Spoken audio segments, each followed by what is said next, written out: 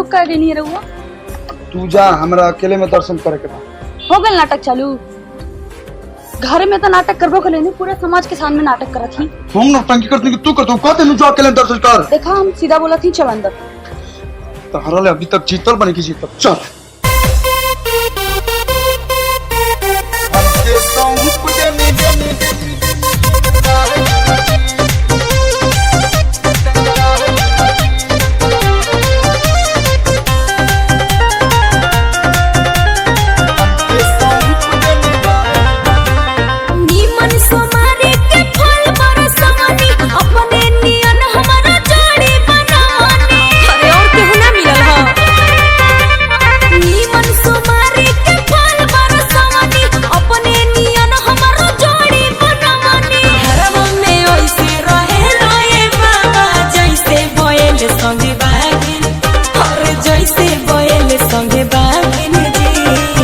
हमरो दुख सुनिए भोलेनाथ। अरे अपने तये बाबा नाग रखली हनी, अपने तये बाबा नाग रखली हनी, हमके सौंप देनी ना जी। अरे अपने तये बाबा नाग रखली हनी, हमके सौंप देनी ना जी।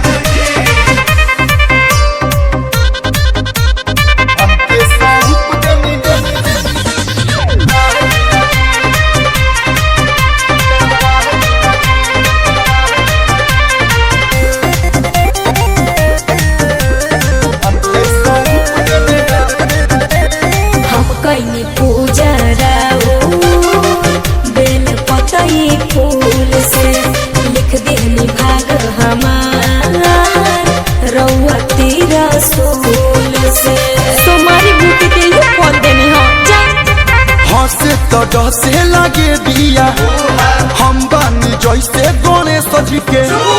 गौरा जी खुश बाड़ी रौरा के पाके, हम ही करहिया भागिन। अरे हम ही करहिया भागिन जी। तनी दर्द में सुनावा बाबा के। अरे अपने तये बाबा नागरा खोली हनी, बच्चा के दोस्त ले देखो तो।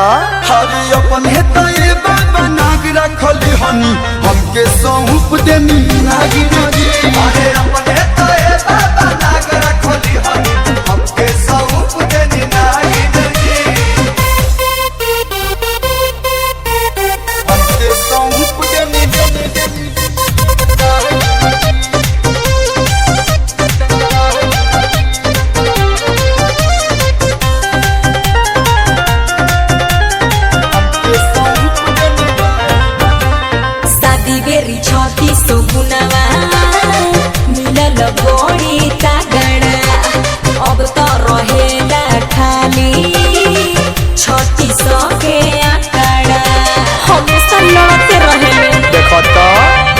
सुख बाकी दुख साथी बाटे, हमें हर पीड़ित बानी कदीना।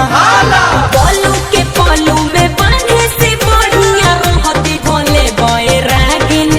अरे रहती भोले बैरागिन जी।